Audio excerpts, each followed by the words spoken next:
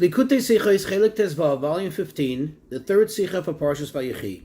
This is a Rashi Sicha, and in this Sicha is going to teach us a tremendous lesson about the greatness, the advantage of doing for others over one's self-fulfillment. Although self-fulfillment is a great thing, but doing for others trumps that by many times over.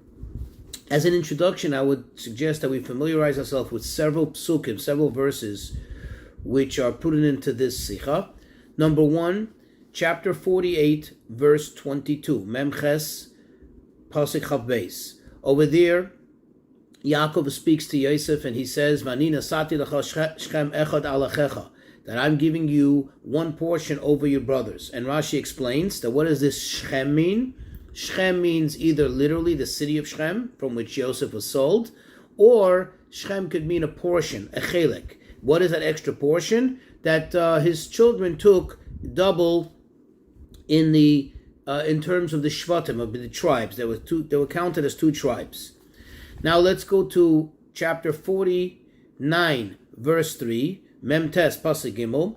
Over there, Yaakov speaking to his sons, and he begins by saying to Reuven b'chori ata, you are my bechor, you are my firstborn. Koichi v'reishis oini, you are the first of my strength. And then he says to him, Yeser se'es v'yeser oz, that you are greater in raising and you are greater in might. However, in the next verse, verse 4, he says, Pachas kamayim al toisar, because of the haste, which was like water, the haste of water, al toisar, you do not take more. You're not going to take more. Ki olisa mishkevei avicha, because you have mounted, literally mounted, or you have tampered with your father's bed. So basically, he was telling him he's not going to receive some of the things that were originally coming to him as the firstborn. Now let's look in verse 8, in Pasuk Ches of the same Perik Memtes, chapter 49. Over there, he turns to Yehuda and he says, Yehuda, ato yeducha achecha. Yehuda, your brother shall acknowledge you,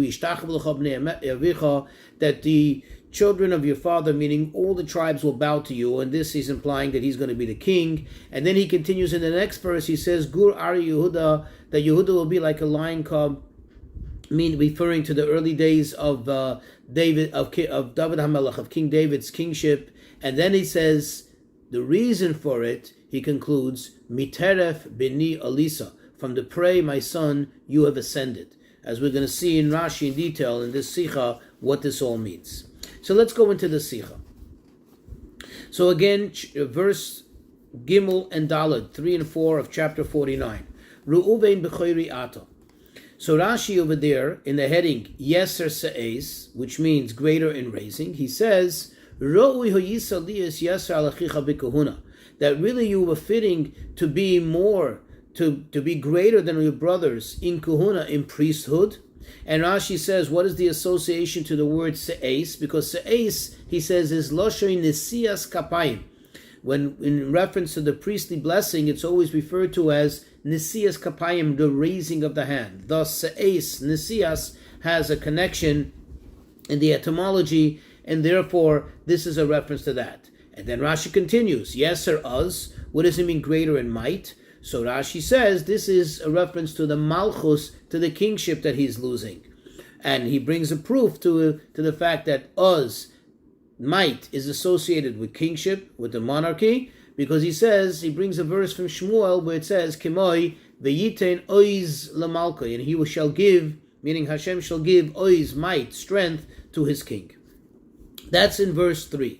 In verse 4, he says, Rashi brings in the Dibur HaMaschil, in the heading, Pachas kamayim al toisar, haste like water, therefore do not take more. And Rashi explains, HaPachas v'abahol shemeharta laharis, kascha, this haste and this confusion, that you hurry to exhibit your anger, kamayim halolu hamemarim lemnutzasam, like these waters that they hurry their flow, lekach, therefore, al toisar, you're not going to get more. Meaning, al tarba litel hayisedes alalu shayu ru'uyas lecha, that therefore you're not going to take these things on a grand scale, these things that were really coming your way, that were fit for you, and you lose them all out. So basically what Rashi is saying is that he lost these two things. Yaakov is directly addressing these two particular things that he lost, namely the kahuna, the priesthood, and the malchus, and the kingship. Now, if you look in the Targum, you look in the Onkelos, or in the Medrash, they actually refer to three things that he lost. They include it in this verse. And that is, of course, the Bechaira meaning the firstborn right, which we already mentioned in the introduction, where that special privilege of having two tribes out of one, that was diverted to Yosef. And then, of course, these two, Kahuna and Malchus, the priesthood and the kingship. But Rashi seems to focus over here and emphasize that it's only these two things that are being addressed in this particular verse. Now, of course, Rashi does not argue with the fact that Reuven also lost the firstborn right, at least to some degree, because that's a fact. That's not something you can argue with. Okay, because we brought the, like you said in the verse that we brought in the introduction, where Yaakov clearly says to Yosef, that I'm giving you a portion, one over your brothers, meaning I took it away from Reuben, I gave it to you. So the real question is, we need to understand what is really the difference in category between firstborn right and these two things, that these two things are being addressed here according to Rashi and Pshuti Shemikra, whereas the firstborn right, true that it was lost to Reuven, but it's not being addressed in this particular context, in this particular verse.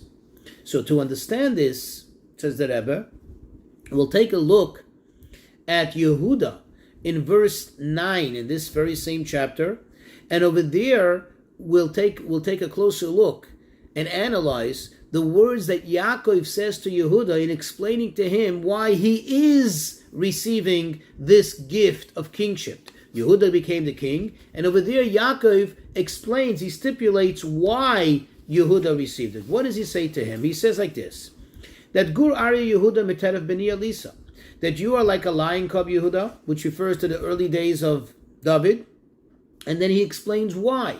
He stipulates, Miteref, from the prey, Beni Elisa, my son, you have ascended. Now the truth is, there's many ways to divide this. You can say Miteref Beni, from the prey of my son, Elisa, you ascended, you removed yourself. Or we can read it, Miteref, from the prey, Beni Elisa, my son, you have risen. Well, we'll see in Rashi how he addresses it. So Rashi brings all three words, he divides these three words in two separate Rashis, in two separate headings. On the word Miteref, which literally means from the prey, he says, this means, Mimashe chashadaticha betaref taref Yosef, chayera chalosu. What did, in that I suspected you, in the quote, taref Yosef, that Yosef has been torn as prey, has been taken as prey, and I suspected you that you were the one who killed him. The next Rashi, the next heading, as a separate heading, Beni Elisa. So you, my son, have risen, have ascended. Rashi says, number one, what does this mean? Salaktes atzmecha v'amarta mabet. So you're the one who removed yourself from it, from being directly involved, chas v'shalom, and hurting Yosef. And you express the words, Ma betza, what worth is it? What value is there in us killing him? Let's just sell him. So I know you saved his life. And then Rashi continues, number two, also this is a reference that you have risen yourself, you have ascended from allowing Tamar to be killed by you admitting and your guilt and saying, Tzadka mimeni, she is more righteous than me, or she is righteous mimeni, this is all from me. So the bottom line in these two Rashis is that Yaakov was praising Yehuda for two things, for saving Yosef's life, for saving Tamar's life.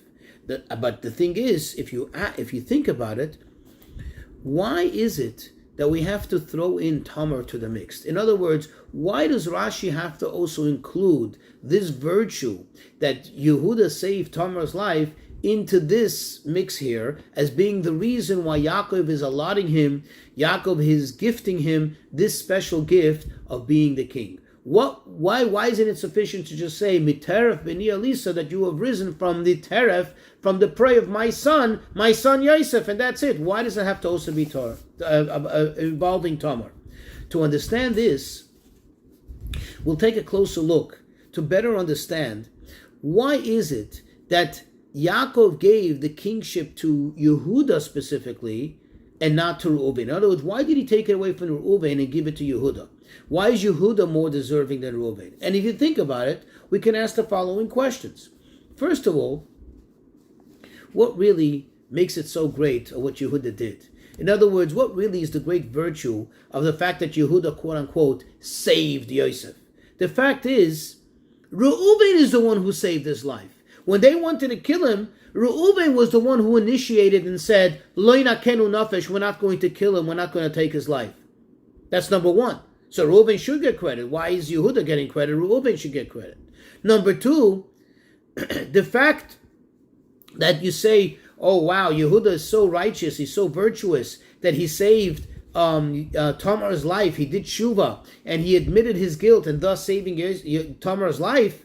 Well, if you think about it, Reuven did a lot of tshuva. He did more tshuva than Yehuda, and in fact, he did so much tshuva that he was greater than Yehuda in his tshuva. Why? And not only in his tshuva, but also the way that he saved Yosef. Because you think about it, the fact that when he saved Yosef, what was his intention? What was his intention for saving Yosef? What did he say? And the pasuk tells us that Reuven's intent was to, quote, return him to his father. In other words, he wanted to return him. What was Yehuda's intent in saving Yosef? What did he say? He said, nah, let's not kill him, let's sell him. In other words, the fact is that he didn't totally save him. And the fact is that he caused Yosef so much pain. It's Yehuda directly who caused him all that pain. And if you think about it, and as we know evidently from the fact that the brothers were later very upset at him and he had to actually leave the family fold because they blamed him and they said, if you would have told us to save him and not sell him, we would have listened to you. You were in charge. That's number one. Number two, even the verse itself, the pasuk itself seems to imply that the only reason Yehuda saved him was to make a couple of bucks. He said, hey, what value is there in just killing him? Let's sell him and at least we'll make some money out of this. However, Reuven did it clearly and absolutely in order to save Yosef. That's as far as the sale of Yosef. And as far as the tshuva of Yehuda versus the tshuva of Reuven, think about it. Yehuda's tshuva was only a one-time thing. It's a one-time occurrence. He had to do one-time admission, and with that he saved his life. Yes, he did a tshuva, but it was a momentary thing. Whereas Reuven did a more intense tshuva.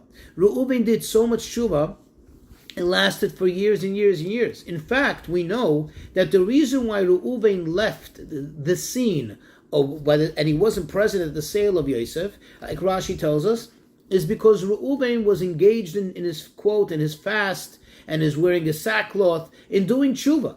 This is 9 years later. This is 9 years after the initial passing of Rachel, when this whole incident occurred of him being mevalvel yitzui aviv, of him, so to speak, ascending to the bed of his father.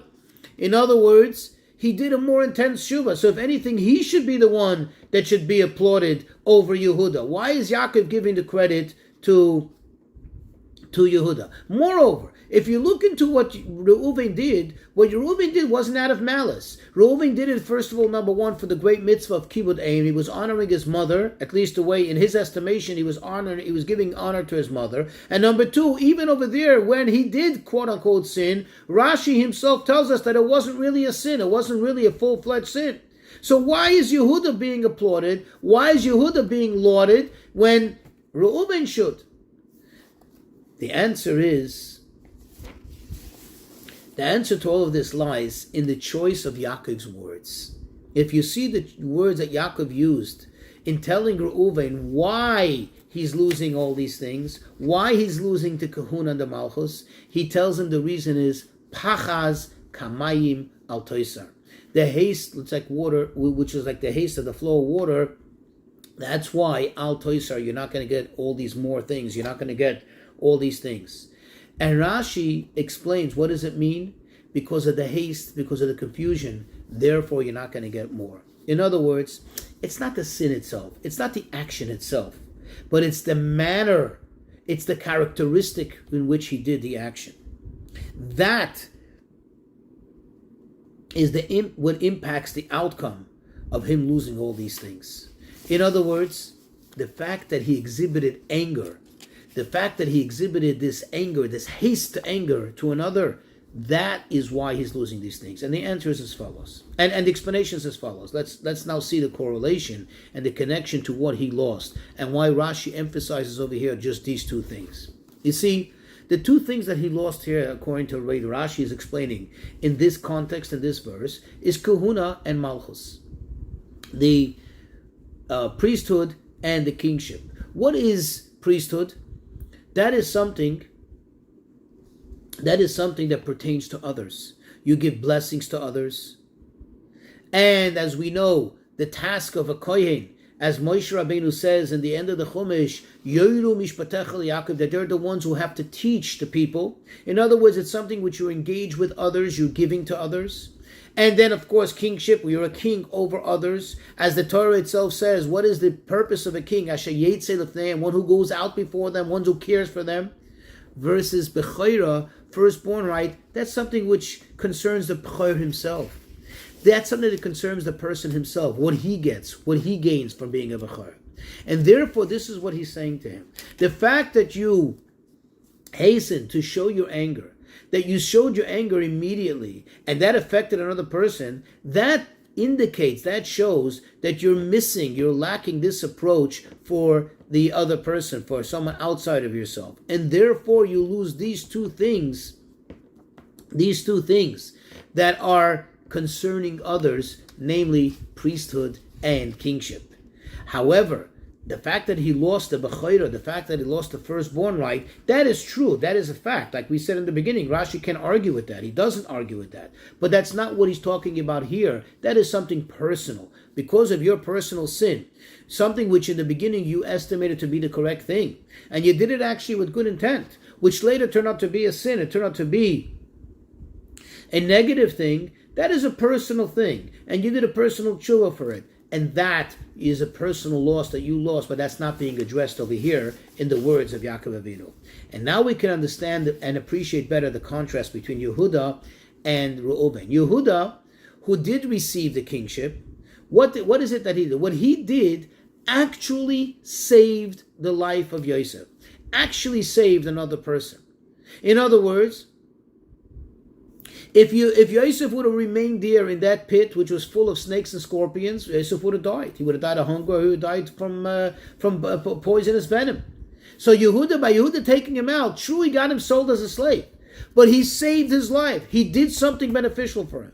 Likewise with Tamar. What he did saved her life, saved someone else's life. In contrast, however, Reuven, the fact that he did Shuvah didn't help anyone. It was just beneficial for himself. Moreover, the fact that he did tshuva caused him to leave the scene of the crime where Yosef was sold, and because of that, Yosef was sold. Something bad happened. Had he been there, Yosef wouldn't have been sold. And the fact that he said, oh, let's not kill him and throw him into the pit. Well, which pit did they throw him into? They threw him into a pit which is full of snakes and scorpions, as the Torah tells us, and that pit is a place where potentially, had he stayed there longer, he would have died from thirst or from hunger. So the fact is that because of him, in a sense, Yosef was sold as a slave. Nothing good came out of his personal tshuva, his personal thing. It didn't help another person. And therefore, Yehuda is the one, because of Yehuda's actions, number one, saved Yosef, number two, saved Tamar. He is the one who received the kingship, and in some way also, he had a connection to the priesthood. Now, what is the lesson for all of us? A Jew has to know that he cannot just be occupied in self-fulfillment, in making himself, in self-embetterment. That's very good, but a person needs to be absolutely involved. It's imperative that one is totally dedicated to Avos Yisrael, to help others. Moreover, even if one finds that he himself is not 100% complete, he's not 100% fulfilled, and he didn't reach to a very high level. However, when he helps somebody else, at least he knows one thing. Helping somebody else is Avos Yisrael. Zeu kol haTorah kula. Now he's involved with the entire Torah, because this is the whole Torah. And what you see is that through Reuven being focused, by him being focused and concerned with his own self-fulfillment, what was the result? Bottom line, it was the result of Golus, that Yosef got sold to Mitzrayim, and that resulted in all the other, the rest of the family coming down there, and that began Golus, that set Golus into motion. Whereas Yehuda, by him doing something for someone else, by him being concerned about someone else, what came out of it? The birth of Peretz, which is the beginning, the cornerstone of Mashiach and the Geula, the Karav Mamish.